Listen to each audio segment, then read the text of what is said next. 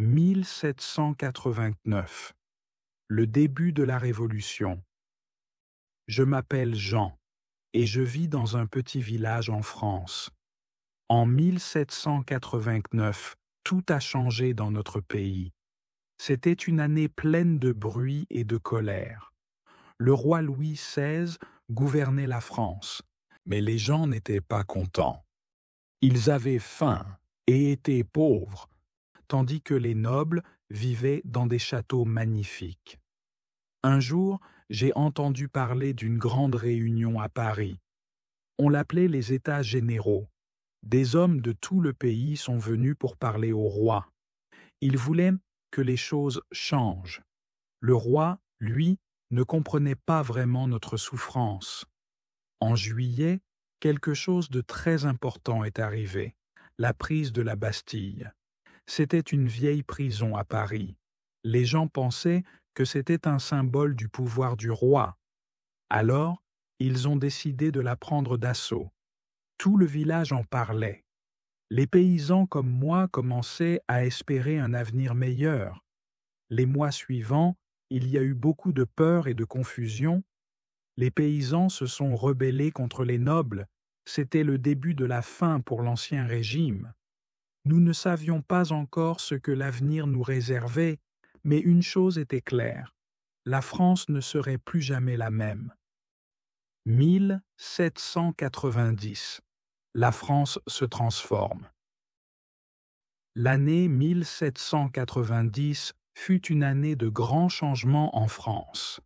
Après les événements de 1789, il semblait que tout le pays voulait se transformer. L'Assemblée nationale continua de travailler pour créer de nouvelles lois. En août, elle prit une décision historique: abolir les privilèges de la noblesse et du clergé. Cela signifiait que désormais, il n'y aurait plus de droits spéciaux pour les riches et les puissants. Tout le monde serait égal devant la loi. Dans mon village, les gens parlaient de cette nouvelle avec enthousiasme. Nous avions l'impression que, pour la première fois, nos voix comptaient. Des fêtes étaient organisées pour célébrer la liberté, l'égalité et la fraternité, des mots que nous entendions partout. Mais malgré l'espoir qui régnait, tout n'était pas parfait. L'Église, qui avait toujours été proche du pouvoir royal, se trouva en difficulté. L'Assemblée décida que les prêtres devaient prêter serment à la nouvelle constitution civile du clergé. Certains acceptèrent, mais d'autres refusèrent, provoquant des tensions dans les villages comme le mien. Il y avait aussi des rumeurs de complots contre-révolutionnaires. Les nobles et les prêtres qui avaient fui la France commençaient à s'organiser pour essayer de renverser la Révolution. Nous, les paysans, ne savions pas quoi penser de tout cela. Certains avaient peur que la Révolution ne nous apporte pas la paix, mais encore plus de troubles. 1791. La fuite du roi. L'année 1791 marqua un tournant important dans la Révolution. Le roi Louis XVI, de plus en plus méfiant envers l'Assemblée et le peuple, décida qu'il ne pouvait plus rester à Paris. Il craignait pour sa sécurité et pour celle de sa famille. Alors, dans la nuit du 20 juin, lui et sa famille tentèrent de fuir secrètement. Ils voulaient rejoindre la frontière pour retrouver des alliés parmi les nobles et les monarques étrangers. Mais leur plan échoua.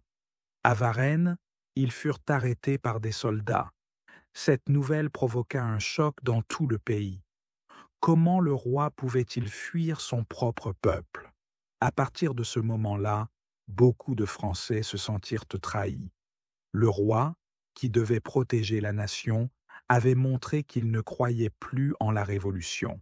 Le fossé entre le roi et le peuple devint alors trop grand pour être comblé. À Paris, les choses changèrent rapidement. L'Assemblée décida de suspendre les pouvoirs du roi. Dans les rues, les discussions allaient des bons trains.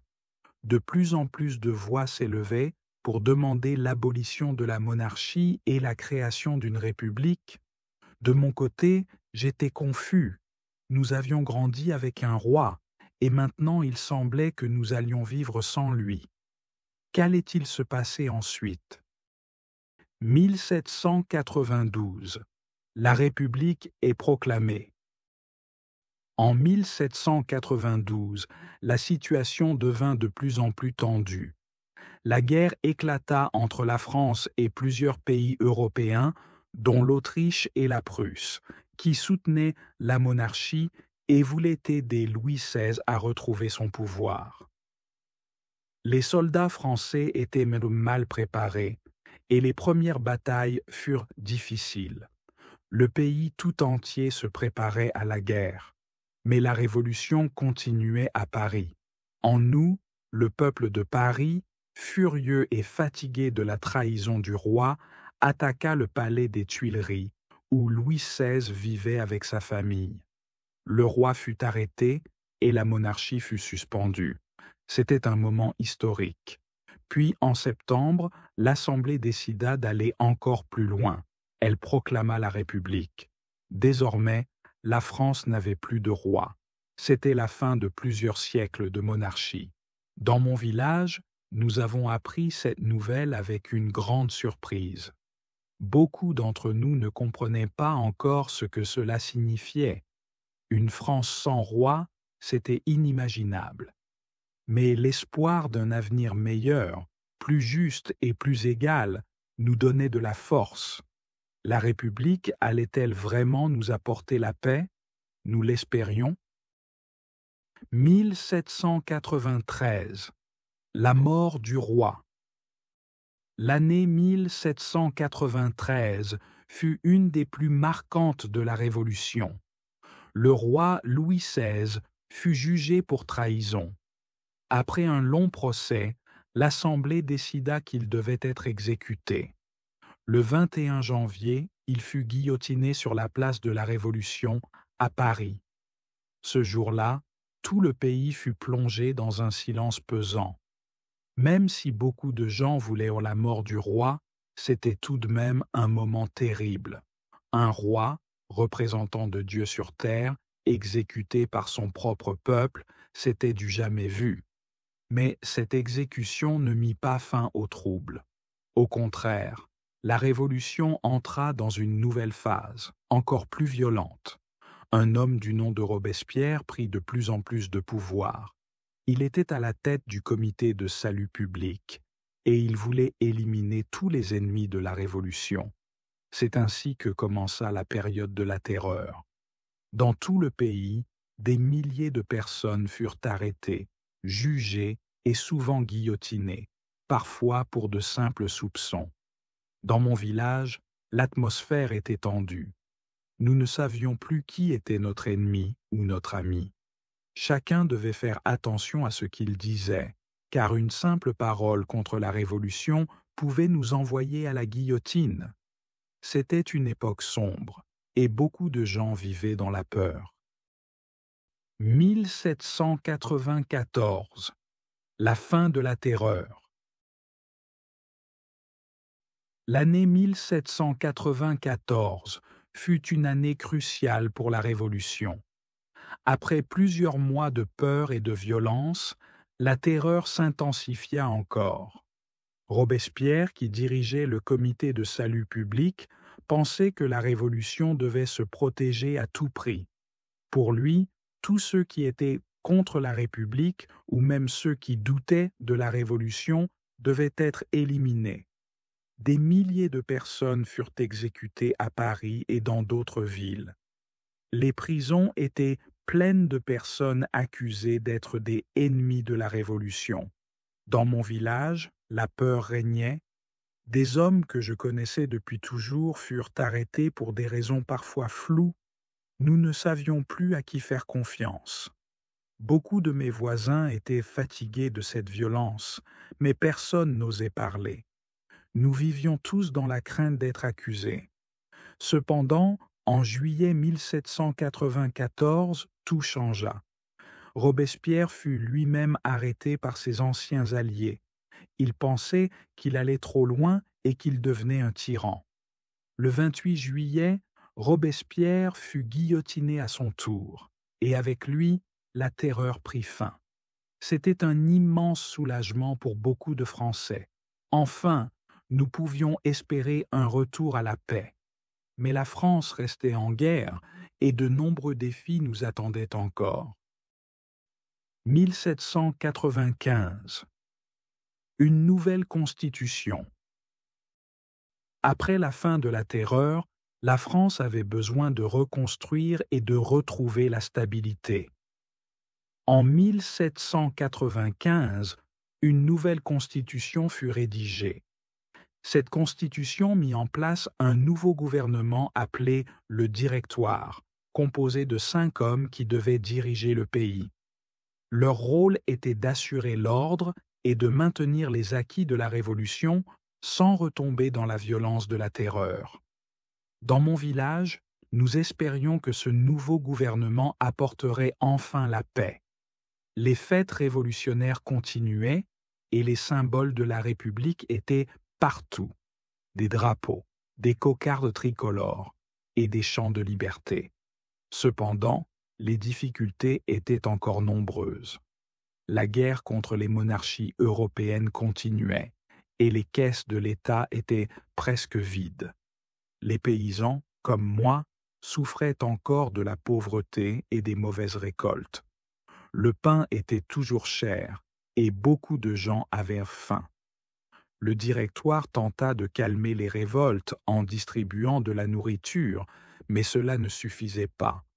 De plus, il y avait encore des royalistes, des personnes qui voulaient le retour du roi et des jacobins qui rêvaient de relancer la terreur. Le pays restait divisé et le futur semblait toujours incertain. 1796. La montée de Napoléon. En 1796, un jeune général commença à attirer l'attention de tout le monde, Napoléon Bonaparte. C'était un homme ambitieux, avec un grand talent pour la guerre. Cette année-là, il fut envoyé par le Directoire en Italie pour combattre les armées autrichiennes. Personne ne s'attendait à ce qu'il réussisse aussi bien. En quelques mois, Napoléon gagna plusieurs batailles importantes. Il devint un héros national, et tout le monde parlait de lui. Ces victoires donnaient l'impression que la France retrouvait sa puissance. Dans mon village, nous étions impressionnés par ses exploits. Nous espérions que ces succès militaires allaient enfin mettre fin à la guerre qui durait depuis si longtemps. Napoléon parlait de liberté et de gloire pour la France, et il semblait être l'homme fort dont le pays avait besoin. Mais pendant que Napoléon accumulait les victoires, le Directoire restait faible. Il n'avait pas le soutien de tous, et beaucoup de gens critiquaient sa gestion du pays. Des complots se préparaient dans l'ombre, et certains rêvaient de renverser ce gouvernement pour en établir un plus fort. La situation restait fragile. 1797. La République en danger. L'année 1797 montra à quel point la République française était en danger. Le Directoire, le gouvernement qui devait diriger le pays, était de plus en plus critiqué. Il n'arrivait pas à résoudre les problèmes économiques du pays et la guerre continuait à épuiser les ressources. Des groupes royalistes qui voulaient restaurer la monarchie devenaient de plus en plus puissants. Ils gagnaient du terrain dans certaines régions et au sein de l'armée. De l'autre côté, les républicains radicaux, qui voulaient revenir aux idées de la terreur, tentaient également de prendre le pouvoir. Le Directoire, pour se protéger, décida d'organiser des purges dans les institutions et d'éliminer les royalistes les plus influents. Cela créa encore plus de tensions. Pendant ce temps, Napoléon continuait à remporter des victoires militaires et il devenait de plus en plus populaire. Certains disaient même que Napoléon pourrait un jour devenir le dirigeant de la France. Dans mon village, nous étions fatigués des complots et des divisions. Les guerres semblaient interminables et la pauvreté ne cessait d'augmenter. Nous espérions que quelqu'un, que ce soit le Directoire ou Napoléon, apporterait enfin la paix et la stabilité au pays. Mais la République semblait toujours sur le fil du rasoir.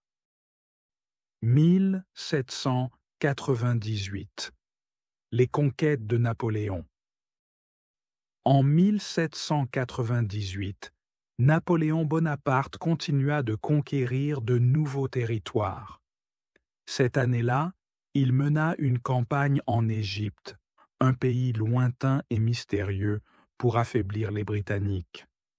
Les victoires militaires de Napoléon en Égypte furent grandioses, et ses exploits faisaient rêver tout le pays.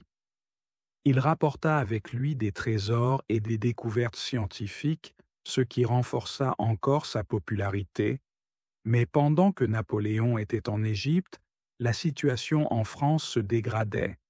Le Directoire perdait de plus en plus le contrôle du pays. Les complots et les révoltes se multipliaient. Les Français étaient de plus en plus frustrés par la situation économique. La guerre coûtait cher et le peuple souffrait de la faim. Les campagnes, comme la mienne, étaient épuisées par les impôts et les réquisitions de soldats. En même temps, le Directoire n'arrivait pas à maintenir l'ordre. Certains disaient même que la République était sur le point de s'effondrer. Beaucoup commençaient à voir en Napoléon l'homme providentiel qui pourrait sauver la France de cette crise. Mais Napoléon, lui, avait d'autres ambitions. Il rêvait d'un destin plus grand encore. 1799. Le coup d'État de Napoléon. L'année 1799 fut décisive pour la France et marqua la fin de la Révolution. À son retour d'Égypte, Napoléon trouva la France dans un état de grande confusion. Le Directoire était affaibli et le pays était au bord du chaos. Les royalistes et les jacobins cherchaient chacun à prendre le pouvoir, mais aucun ne semblait capable de restaurer l'ordre. Napoléon, fort de sa popularité et de ses succès militaires, décida de prendre les choses en main. Le 9 novembre 1799, il fit un coup d'État, renversa le Directoire et prit le pouvoir. Ce jour-là, la Révolution française prit fin et une nouvelle ère commença, celle du consulat. Napoléon devint premier consul avec presque tous les pouvoirs entre ses mains. Dans mon village, la nouvelle du coup d'État provoqua beaucoup de discussions. Certains étaient heureux, pensant que Napoléon apporterait enfin la paix et la prospérité. D'autres avaient peur qu'il devienne un dictateur et détruise les idéaux de la Révolution. Mais une chose était sûre, la France était sur le point de changer une nouvelle fois et personne ne savait vraiment ce que l'avenir nous réservait. Merci d'avoir regardé cette vidéo. Si vous l'avez aimée, abonnez-vous à la chaîne. D'autres histoires vont bientôt arriver. À très bientôt.